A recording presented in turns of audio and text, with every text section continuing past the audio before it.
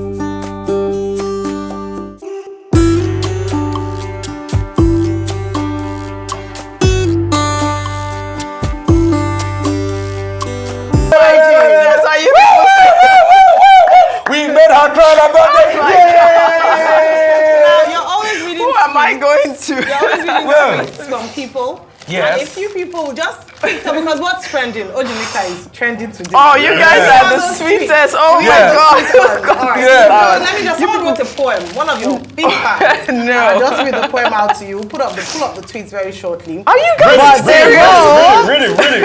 Oji, like cola, Yes. light.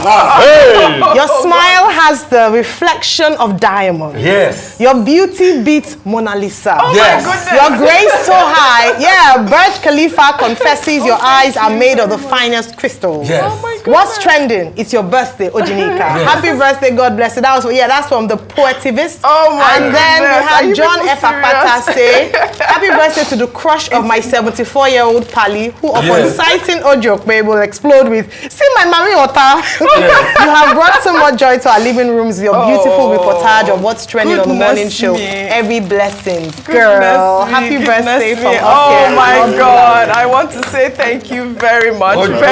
Thank you. I wrote a prayer for you. Go ahead. May you flourish like the cedars of Lebanon. May you do exceedingly well. May you tower above the greatest heights. Wow, you guys are... In fact, Mount Everest will be your lowest point. Amen. May you touch the sky and do exceedingly great. But most importantly, Oji, may your sea never dry. Oh, you are the sweetest. all these men writing poems. Okay. I hope Poetivist and who is that Mr. Apata? I hope they are very... Anyway, congratulations. I want to say thank you so much to the entire Arise team. I God bless you all. Thank you so much for this beautiful, warm celebration. Thank you. May God bless you all. God bless you, our viewers. Thank you so much. And, stay tuned to Arise News as always with all of us, the morning show and all our other programs. Oji is blushing. I am blushing. You all made me blush. May your life be sweeter than this chocolate cake. We're going to have it. I told you there will be implications. Here you go. You guys made implications for me. Thank you. Tell her to send my own implications. I will send it. All right. Implication. Can we start what's trending? We can't start what's trending. It's your birthday. Let's go. All right. After thank you. Thank you. This is the biggest story of the day. Yes. We are not doing what's trending. I am so honored. We go on. Yes. I hope you. I hope you know. Yes. Put your flower. Yeah, what? We are ready for you. As always. I just put it all right. It's your day. Thank you. All right, let's get our viewers pumped up for what's trending. Thank you all again. Well, let's begin what's trending. In the Federal Capital Territory, Abuja, where officials of the Federal Competition and Consumer Protection Commission on Monday sealed up an Abuja-based Chinese supermarket situated at the China General Chamber of Commerce following allegations of discriminatory practices against Nigerians. Well, over the weekend, Nigerians had expressed outrage after videos began circulating on social media claiming that the management of the Chinese supermarket refused to let Nigerians from outside the complex shop at the store. In the building, that's the Chinese supermarket. That's it there. Since January, they stop Nigerians to enter the supermarket. Why? What's happening? They're getting me written notice. They're getting me approval from government. They're getting me thing. They make them bring that decision. That's what they know since January. But before January, people they enter. Before January, Nigerians they come inside before. We are trying to we've been one try enter the place. Maybe we know how far. But we heard that now our Nigerian people, now then they sell, baby. They are the ones selling in there. So if we go there, they might lose their job. Me, I was thinking we should just go and try to sell for us or not. But the security has explained things to us, and I think it's going to be wise. I don't want our people that are there working. They say even if they sell for us now, it will backfire on them. I mean, that's what they said. That's what they said. So we will not go inside there. We don't want to force ourselves inside the supermarket, so it will not cause issues. So for now, we just confirm that, okay, you cannot go in as a Nigerian. Okay, they said that from January. They stopped allowing Nigerians to buy things since from January. So you cannot enter. It's only for Chinese people. So that's what it is. We have confirmed it and it's true. Nigerians were outraged. Well, the FCCPC officials stormed the supermarket on Monday and sealed up the place.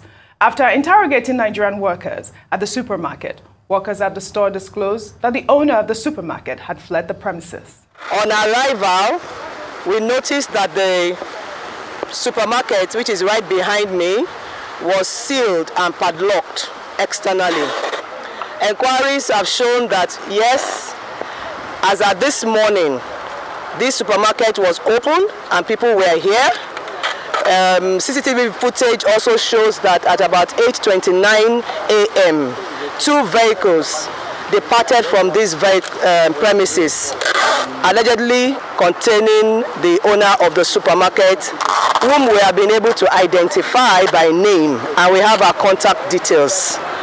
Now the summons, of course, since she's not around and the place is locked, is to serve notice on her to appear before the Federal Competition and Consumer Protection Commission by Wednesday. I'm glad that our regulatory body have come into action and have done this, have closed down the store. But I mean, this is not the only story. In the meantime, a newly commissioned primary school, Charterhouse Lagos, located in Lekki, which is said to be the first British independent school in West Africa, has been trending on social media owing to its exorbitant annual fees of 42 million naira.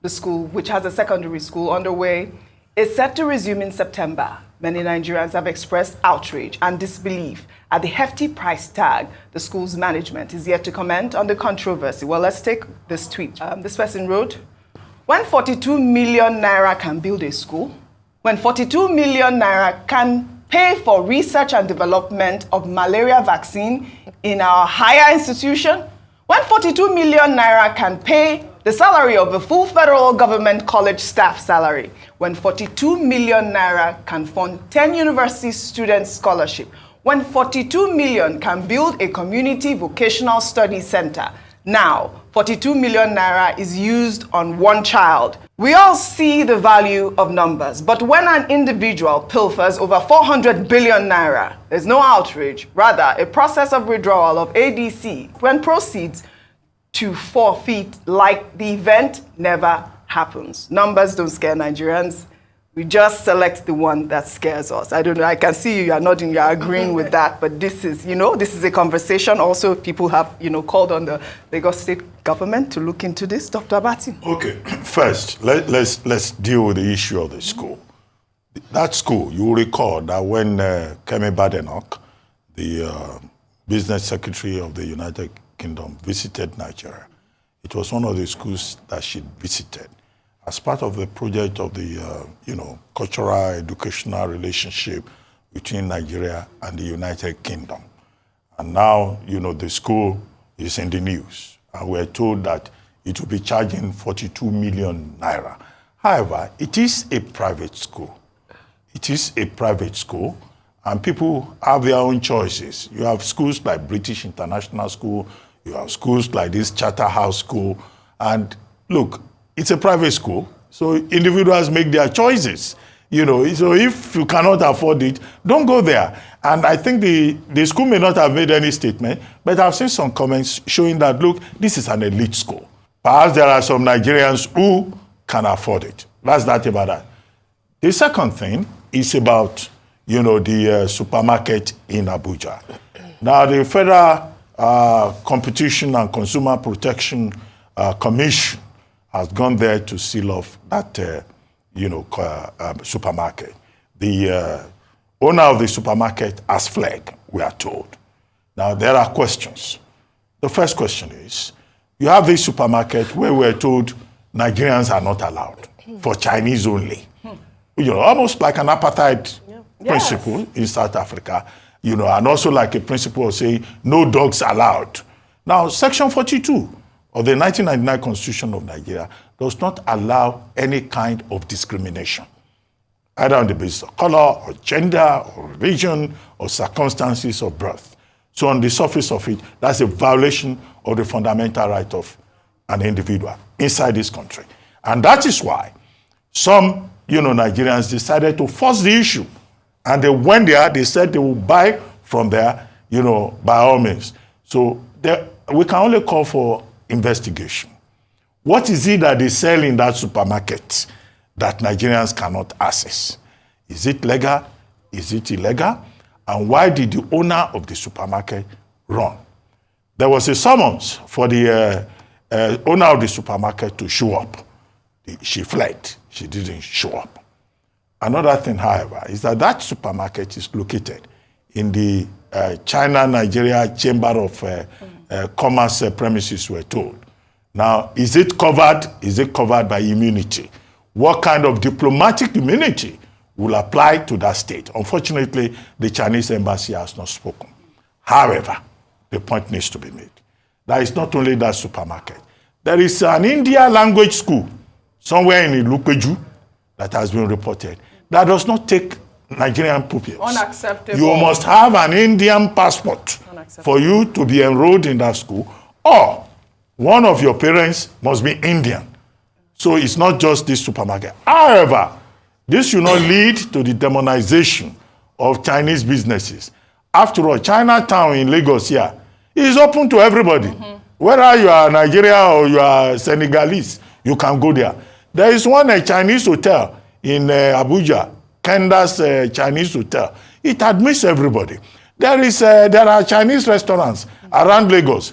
I mean, we go to a Chinese restaurant, nobody says don't come in because you are Nigerian. So I think investigation will be required, but let us not start racial, labeling as a result of this single incident. This may be just one-off, and then the Nigerian authorities must investigate it and make sure that Nigerians don't get discriminated against in their own country. Whatever they are eating in that or selling in that supermarket, which we should be able to buy. Whatever they are selling in any restaurant, which we should be able to buy. It cannot happen in China. And our children should be able to go to any school, whether Indian or Chinese. Happen in China. But if they speak only Chinese there and you are Nigerian, how will you get the education? Well, Dr. Abati, unfortunately, we have some breaking news. Dana aircraft crash lands in Lagos from Abuja. No casualties. We'll bring you update as the news unfolds. I mean, we're hoping that, nothing, no casualties will come out of this. I mean, we're glad to hear that it's just, a crash landing at this moment. There'll be more investigations underway. Well, all right, we'll take another story. The governor of Abia State, Dr. Alex Otti, has accused the immediate past governor of the state, Ikpeazu, of approving funds to contractors for the construction of a non-existent state-owned airport and other infrastructure. The governor made the revelation during a presentation at the Johns Hopkins University School of Advanced International Studies in Washington, D.C. In his speech, Dr. Otti explained how he engaged one of the top audit firms to examine the state accounts, adding that the auditor uncovered several deals that were shrouded in corruption and ghost projects to the tune of 37.2 billion naira. I called in one of the top 3 audit firms in the world. And not too long ago, they turned in their report. And some of the things in the report are frightening. Some 9.3 billion naira was paid to 7 contractors for contracts that were not executed at all up to today. 10 billion naira was on September 25, 2020. And that is almost 4 years. Paid to some contractor for the construction of Abia State Airport. We have spent time trying to locate the airport.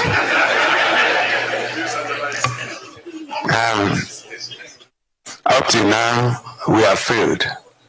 In fact, one of my aides told me the other day that maybe we are using native intelligence to look for the airport, that we should seek artificial intelligence. That was quite cheeky, Rufai. Native intelligence. I mean, well, before I come to you in another development, Labour Party presidential candidate Peter Obi has slammed the federal government's plan to embark on the Lagos-Calabar coastal highway project, citing concerns over numerous uncompleted roads across the country. In a series of posts on X, Peter Obi maintained that embarking on another huge project that will not be completed in the next 20 or 30 years will only worsen the problem of abandoned, uncompleted projects. His statement reads in part, "I have closely followed the comments and developments arising from the coastal Lagos-Calabar superhighway project, while I'm hesitant to engage in contentious debates about its benefits, which I acknowledge, and the pricing, which I have serious concerns about and believe should be thoroughly reviewed. I'm compelled to raise essential questions about the timing and prioritization of such a monumental venture. At the forefront of my concerns is the pressing issue of numerous uncompleted roads scattered across the country, many of which have become hazardous death traps and security risks. The Federal Ministry of Works 2024 capital budget of over 892 billion naira, additional funding for multilateral loan projects of over 94 billion naira, alongside other expected contributions from sources like China Exim Bank and the World Bank, will not be enough for serious work on all the critical roads, some of which are enumerated above, let alone their completion. So why embark on another huge project that will not be completed in the next 20 or 30 years? It will merely worsen our already sagging death burden." Rufai. So a couple of things. And I really totally agree with Peter Obi on that project. You know, when Minister Omayi came here, we asked him, what's going to be the complete cost of the project? He said they are still doing it, they are still reviewing it. He couldn't tell us the complete cost of over 700 kilometers. But the cost, he told us, about for 7 kilometers was going to over 1 trillion. I have a document with me that I'm reading for that somebody sent to me. Was like the initial cost as requested was over 1.1 trillion, and it was now pushed down to about 1.067 billion, 1 trillion 67 billion, and thereabout. And the cost reduction was over 30-something billion thereabout on the project. Truth has to be said. Why expend over 1 trillion for a 47-kilometer project compared to when you have a country where there are so many roads left undone? That's the question. You can still use that money to patch a lot of roads. That's why we're saying cost-benefit analysis. This project is not emergent as we speak, because you're also using it to cut across people like Landmark. They've already got into the beachfront. There's a live view now you can see if you go to Landmark's YouTube page of their already on beach. So you are cut off the beachfront, and Landmark makes their money through the foot traffic. So you've cut off the beachfront, you are hampering businesses, you spend over $1 trillion, and it's as directed by the federal government to pay. So what's the hasty nature of this coastal road project as against other projects in the country where you can put money That's into? The main question. As regards what Alex Otti said, was what they call the airport scam. Guess what? Every state government try as much as possible to use that thing to scam people. So Alex Otti must not just read out that report. That report also must be sent to EFCC and the authorities so that they are investigated. Absolutely. I was in Enugu over the weekend, Oji. Abakaleke to Enugu is just 30 minutes. The road is very good. So you're wondering, why did we have another airport being built in Airport? Yeah, all right. So it's the airport scam. Which is the point that John Kalu, Okiyi Kalu, former Commissioner of Information in Abia State, has made in a rebuttal. And I think people maybe should read it, you know, the audit and the small man syndrome in Abia.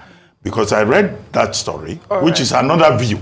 And he is saying that, in fact, the airport project did not get off the ground. Absolutely. Because traditional rulers said it was not necessary. I remember that. So that was like 3 years ago. Dr. Bating, unfortunately, I want to take this story for Ayo. The auditee, which is the former governor, has not been allowed to have a say in the matter. So he should be invited. We'll take our final story. The governor of Osun State, Ademola Adeleke, has reacted to posters allegedly made by his 2 wives welcoming the First Lady of Nigeria, Senator Oluremi Tinubu, to the state. On Monday, different posters purportedly made by the governor's wives, Ngozi and Titi Lola, with their names and pictures welcoming Nigeria's First Lady, Oluremi Tinubu, to the state, went viral on social media. Remi Tinubu is billed to be in Osogbo today for the turning of Sod, an alternative high school for girls. The poster, allegedly made by Ngozi Adeleke, had the inscriptions, "Welcome to the state of living spring. Experience the beauty of Osun State's landscape," with her signature as the First Lady of Osun State. Titi Lola Adeleke, in a separate poster, also welcomed Remi Tinubu to the official turning of the sword ceremony and signed off as the First Lady of Osun State. Well, Governor Adeleke, in a statement released by his media aide, disowned the poster purportedly made by the office of Ngozi Adeleke, stating that Titi Lola Adeleke, who everyone knows as the official First Lady of Osun State, will be the one to receive Tinubu's wife during the visit. You know I'm coming to you quickly. All right, so thank you, Mr. Olawale Rashid, for clearing up the air, because on the day of inauguration, we saw both women standing behind the just like Senegal. So it's great that they've come out to clarify, because it will just cause chaos. They said that they distanced themselves, that they will investigate who printed the flyer for Mrs. Ngozi Adeleke. But it's good to know that, but I hope it won't distract from the good work that Senator Oluremi Tinubu is coming to launch. And all the good works in Osun State by the governor. But the governor also stated, I heard, that all these people perpetrating fake news in Osun State will be arrested, because apparently the poster by Ngozi was a fake poster. But anyways, it's fun to see this type of... You know, this is your story, Dr. Bating. You must comment. You must comment about it. You must comment about it. You must comment about it. Let's take Dr. Adeleke and do his own. Well, all right. I'd love to thank you all for your great analysis, as always, on What's Trending. Thank you all for everything. Really, really. Well, that's all I have for you guys on What's Trending today. I'll see you all tomorrow.